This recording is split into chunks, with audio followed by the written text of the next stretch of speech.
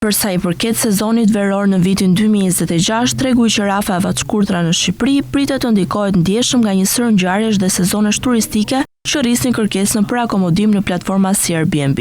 Ndër momentet më të rëndësishme janë festivali Kala në Dhërmi, sezoni kulmor i plazhit përgjatë gjithë rivierës shqiptare gjatë korrikut dhe gushtit, si dhe festivalet kulturore që zhvillohen gjatë gjithë vitit në qytete si Tirana, Berati dhe Gjirokastra. Të dhënat tregojnë se gjatë eventeve të mëdha si festivali Kala, pritësit në zonat përreth përjetojnë një rritje të ndjeshme të ardhurave, me çmimet për natë që rriten nga 50 deri në 100% dhe me një zënje pothuajse të plotë të pronave.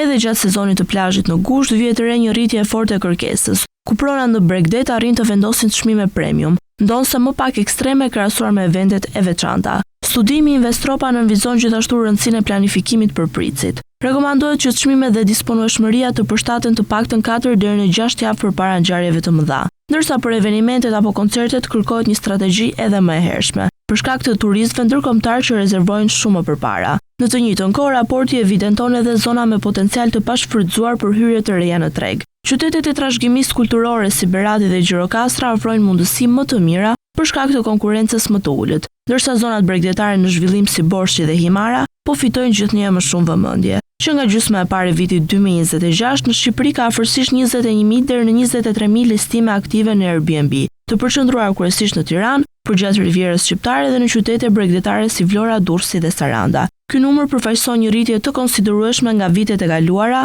dhe gati 40% krahasuar me vitin 2023 dhe më shumë se 70% krahasuar me vitin 2022.